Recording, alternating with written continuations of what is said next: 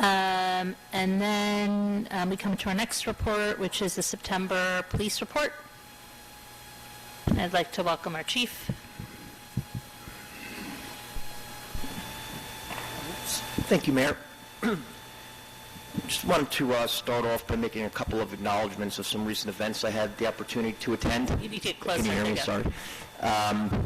2 Fridays ago, I had the honor of speaking at One Table Cafe at Trinity Church.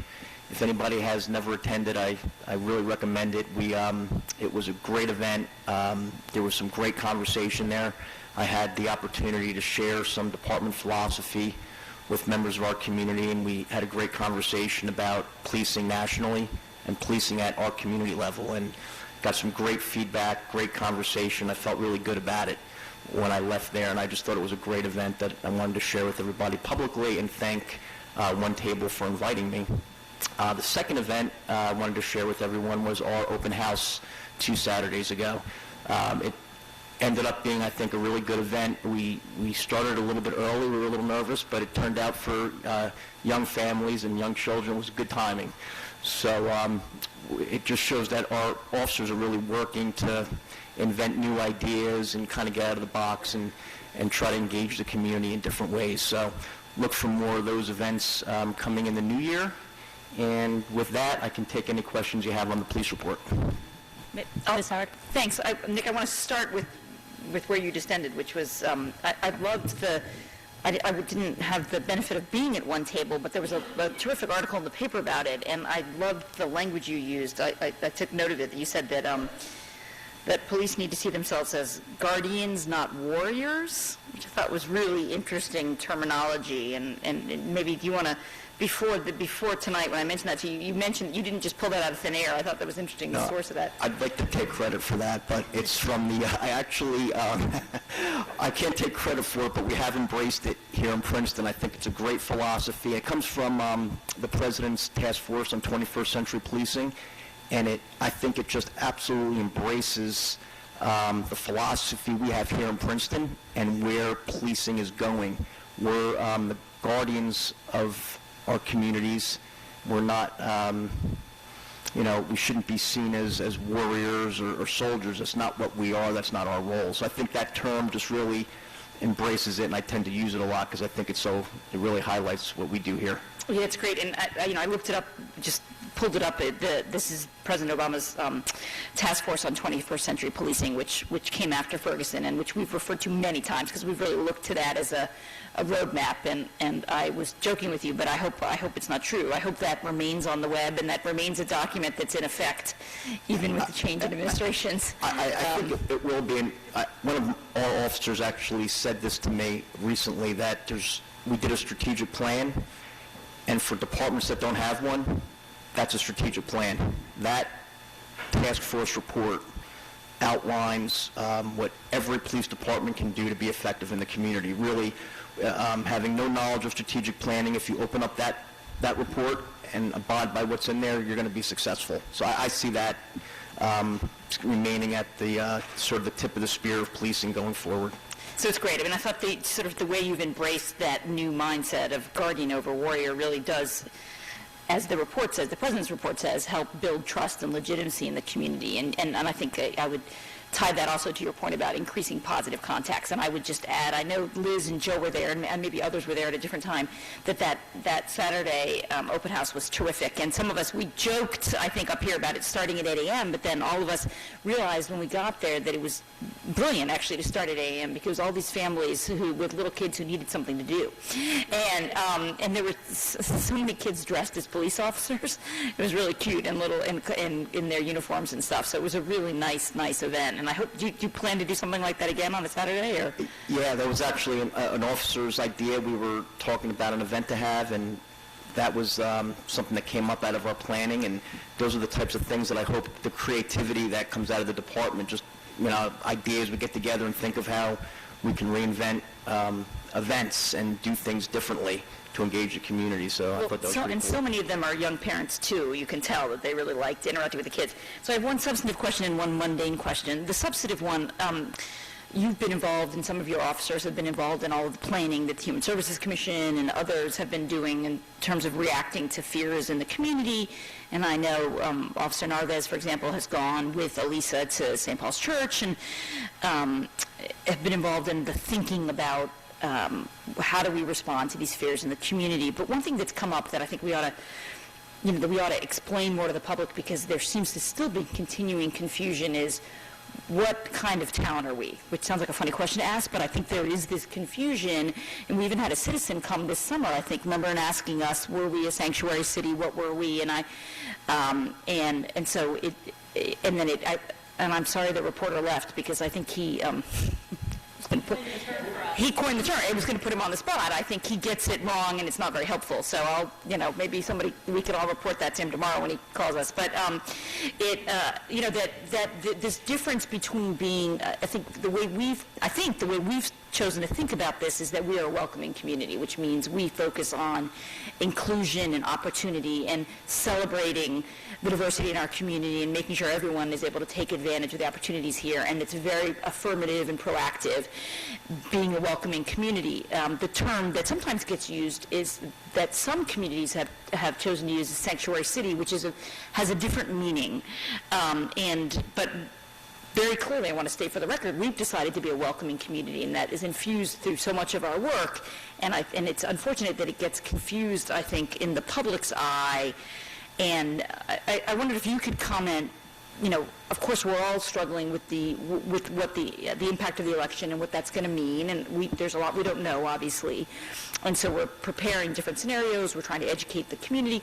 But could you comment on this distinction, because it keeps coming up, and I think we probably need to keep talking about it. Sure, and that's so true. And I think historically there's been confusion, and now I'm getting a lot of inquiries and questions at meetings, conversations I'm having, emails, people regardless of what side of the issue or thoughts or philosophies people have, they're confused about how we're going to be affected here. So I try to break it down as simply as I can. And I start by saying every single person within Princeton, resident, person that works here, visitor, from wherever they come from, visiting, making this a home, they are entitled to police services in an unbiased, fair, equitable, and humane manner. And everybody gets that in Princeton, period. So that's the first thing that everybody has to be reassured of. Secondly, as it relates to the term sanctuary city, in New Jersey and in Princeton, I think, in Princeton specifically, we've gone a step further in clarifying what state law is. And state law is very clear, and everyone should be reassured by this. Since 2007, with Attorney General Milgram's order, it clearly states that law enforcement locally, at the local level, has no charge to be involved in immigration issues, and we don't, period. It's not what we do. It would ruin our effectiveness in gaining trust from the community, gaining witnesses, compliance from victims. That was stated by the Attorney General in 2007, and it was clarified in our general order in 2013. So that's the first thing. It very clearly outlines when we have to involve ourselves in notifications when crimes are committed by certain individuals. And again, the important distinction is when crimes are committed. Okay, there's a protocol that we follow that was put out by General Milgram. And, I've invited people, and I've shared this electronically, and I'll continue to put it out to the public. Our order is so clear, it can be understood by anybody reading it, and it really, I think, would put a lot of people at ease to know, what our role is.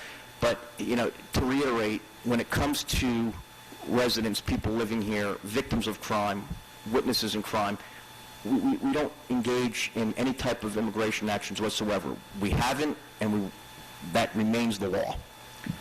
And concern, a related question has been a concern, what if there were changes at the federal level, for example, an attempt to reinstate stop and frisk is a concern that people have raised. But you and I have talked about how it actually can't be done administratively at the federal level, right? That the Supreme Court decision in Terry prevents stop and frisks. Exactly, and stop and frisk would be a very, I guess it could be an example.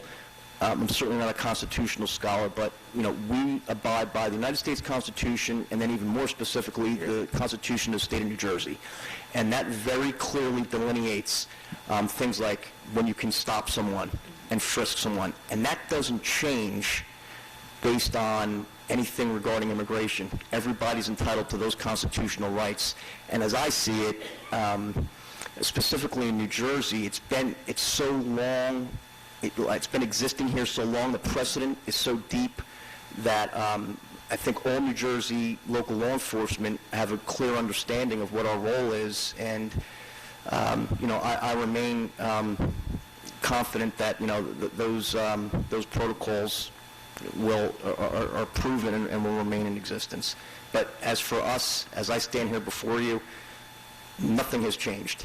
And we are absolutely committed to fair and equitable treatment of everyone that we come in contact with, whether they be a victim, witness, or even a violator, right? They're all entitled to their due process and rights under the Constitution. That's how we treat everyone. Thank you, and I know you've committed to coming to our December meeting of the Human Services Commission to continue thinking about ways to do it. So I am, and I think it's very important, as I said, moving forward, that I continue, for lack of a better word, to advertise this protocol that we have so people understand more clearly. I think maybe a lot of people may not have paid attention to it in the past, but now it's become an issue for some, and I think contact me, phone, email. I'd be more than happy to share it and discuss it. I've done it many times, and I would be honored to do it moving forward. And maybe we should put the order up on your website. Absolutely, we can do that. Well, I had a question about parking meters, but that seems too mundane to ask at this point. Because that was, thank you. This is a follow-up. Some people have asked me, and I had to admit that I wasn't sure about this, but how much money do we get from the federal government? Do we get? From the police department, it's not specifically earmarked for us. So big city, that tends to go to big city departments, right? I think you should ask Deanna how much money we get. Well, I meant for the police, but it's probably a good. But I think the mayor's right that actually it wouldn't be just. There could be other money that could be transportation or other money that could be. Well, I just wondered if that could be a way of controlling our police practices somehow. We've received funding in the past through Safe Streets and some other grants. As of right now, it's not much directly earmarked for the police department. But Jenny, you raise a good question. We talked about it, public safety, which is that if there were directives to use local police officers for a different purpose, that wouldn't even be we don't even have the capacity. They're fully engaged. It's an interesting question, like how could you even commandeer local law enforcement? Yeah, and, very, speaking, strictly, yeah, it would be a major resource drain that communities like ours, we are busy doing the things that we do here, servicing our residents, and that's would be an extra burden on resources that, quite frankly, a community like ours, and I probably speak for many in New Jersey that are similar to us, the impact would not be comprehensible, to be honest with you. Ms. Lieber? Yeah, I just want to first thank the police department for doing such a fine job in town. You can really see the dedication that seems to be there. So I just want to thank you. I want to piggyback on what Councilwoman Howard said in regard to the parking meters. I know it's around Christmas time, and I know we're looking at. Are we still hiring a new parking? Yes, as a matter of fact, we had a couple setbacks in our process. I'll leave it at that. But we just today finalized our most recent candidate that I'll be recommending to Mr. DeShield. I actually drew up the paperwork before I came to the meeting, so he just hasn't gotten it yet. Excellent. The second question, and it's a little easier. In 2015, we didn't issue tickets or summons or fines in regard to people not shoveling snow. In 2016, we issued 18. And I'm just wondering now, and that was the beginning of 2016, for the coming season with the snow and so forth approaching, this is to let everyone know, if you don't shovel your snow, you may be, or have it done by landscaper or so forth, you may get a ticket or something. And I would say that the instances in which summonses were issued were like situations where it created a hazard and there was actually absolutely no cooperation whatsoever. If anybody makes any attempt to work with us, we go do anything we can to, all we wanted is cleared. So, but in those instances where people were, from our opinion, capable of clearing it, it presented a hazard to school children and other pedestrians, at those instances we're kind of forced to take some enforcement action, but it certainly is not our mindset going out. Our mindset is to work with homeowners and property owners and management companies just to get those situations rectified. Well, thanks for asking about that, Lance, because I really appreciate that there was an enforcement effort, because I also hear from people who break their ankles. My mother broke her leg, not on it wasn't because of someone else, but people fall and hurt themselves when Yes, the snow is not shoveled. We probably issued about 5 times that in warnings, and it was rectified. Maybe even probably somewhere around that. Maybe more warnings were issued, and then it was immediately cleared up. So those were the situations that we just couldn't get compliance. Mr. Simon, do you have a question? Just a couple of quick questions. The first is motor vehicle stops, summonses, and parking violations were all down quite substantially year over year, from September to September. Is that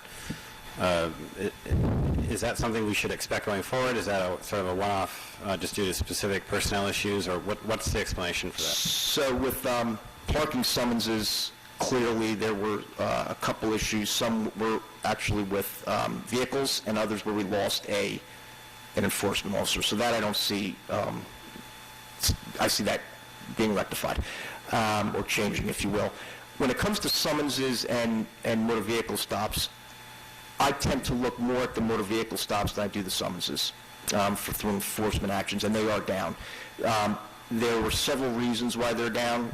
Some were personnel shortages in certain areas where we had injuries, illnesses, and extended leaves.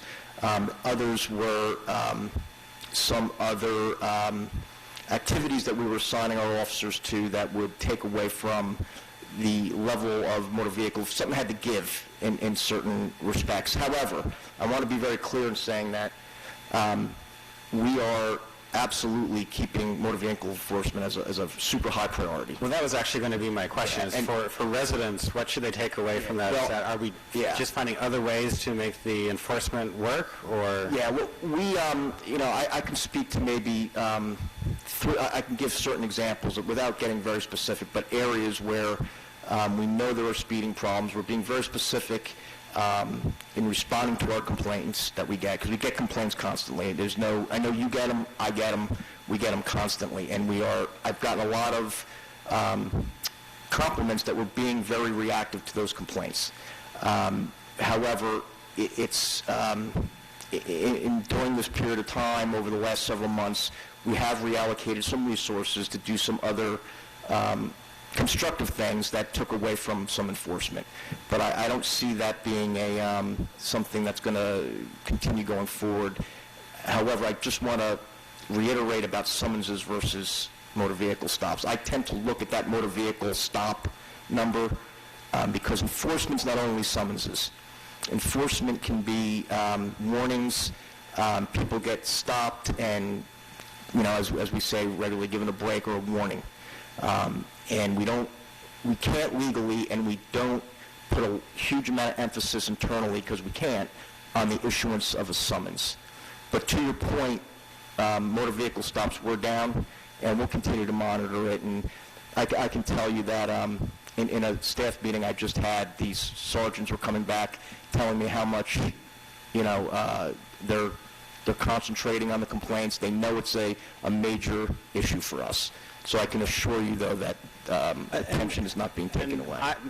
If I sound like it, I'm not simply being a number pusher. In fact, I'm very well aware that a couple of us pushed you not to have the force do certain kinds of stops, right? So we're just want to make sure that we understand how the enforcement's going and what we communicate to our community. So that's that question. The other question I had was, I don't think it's in the report, but when you were here a month ago, you said the Rutgers study was very close to completion. So what's the status of the Rutgers study, and when is that going to come back to us? I actually thought I had a meeting with them today. It's Thursday. We're trying to get them to report how they're deliverable, if you will. All three people that are involved, the last time I talked to them to get them scheduled, they're teaching. So we were trying to get them in November and December. I'm meeting with them on Thursday to try to work out the specifics with them and to get them to report to us in the format that they're going to do that in as well. So I talked to Mr. DeShield about it today, actually. So I was supposed to meet with them today. I'm meeting with them on Thursday. Any questions? Do you have any questions? I was just going to make two quick comments. One is, it's in the police report, but that the police do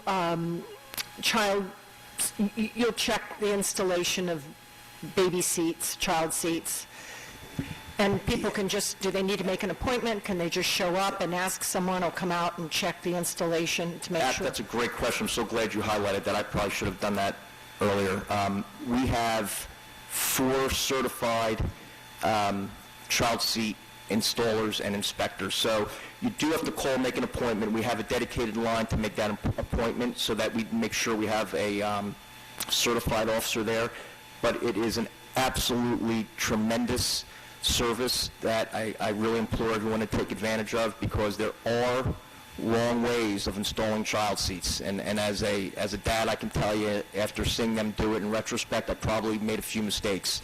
Complicated. So take advantage of us.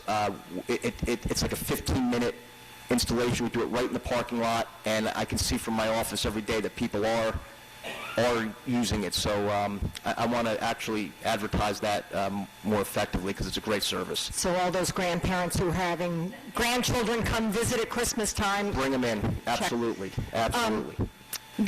Quick question. Same 14-year-old boy who was so busy, or? It's a repeat. I gave you September and August, so you got September twice. That was my fault when I put the report together. You got, in August, you got September's report. So the same 14-year-old boy is not in trouble 2 months. That was a September and issue, these not an August 6 or issue. so items, they're different 14-year-old boys. No. Oh, it's one young man. Okay, my son wins. We had a little family bet going whether this was one child or many. First of all, I think congratulations are due to the police department. I think you've had a baby boom in the department. This is true. We have, which is a tremendous thing. We have some young officers in our department that are really starting families, and it's a great atmosphere, I have to tell you. Second, I'd like to thank the department for your participation in Veterans Day on the 11th. Thank you. And also for the breakfast for the veterans. I think it was very nice to see a couple of World War II veterans there. Absolutely. Thank you, Mr. Miller. I have a final question. So I know I've been getting emails, and I'm sure other people on council have too, just with after the election. I think there's a lot more fear certainly among certain members of the community, and I know the police department has worked so well and worked so hard to establish relationships of trust. And are you seeing any of what's going on nationally impact your efforts and your relationships? And I mean, I know you do so much with the community policing. Is there anything extra you're doing given this environment, and is there any way that council can help? That's a great question. So in the formal community discussions I've had and the informal ones, I absolutely think there's more questions and I have seen some officers have approached me in certain instances. There is, again, these may be isolated, but there have been instances of some diminished trust as we get associated as, you know, I guess the police were uniformed and we're often the visual arm of the government, I guess you could say, and some have, you know, now there's been some distrust, isolated incidents though, so I am concerned about it because our officers do work so hard every day at trying to, everything that's been going on nationally with policing, it's just really been a struggle for us to kind of separate from that narrative, and I know we push individually and as a department constantly to be viewed objectively and independently of what's going on nationally, and it's very difficult. It is very difficult, especially in some communities that have a distrust of police in general, and we acknowledge that, you know, and makes us just work harder. So to the extent that I think we need to, as a police department, formally is one thing, and engaging, but I very strongly feel it comes down to the presence of our officers in the, you know, on the street and how they interact with people and them getting out, which we're pushing very, very, very hard. I think especially now in the holiday season, you're going to see, you know, hopefully a very increased presence of foot patrols, more so than we see regularly, and I just want to generate that one-on-one contact that instills that trust. But we are here to engage any civic groups, any way that we can engage and be out there and earn that trust. We're going to be there. Okay. All right, thank you. I think you're off the hook now. Thank you. And then we'll continue with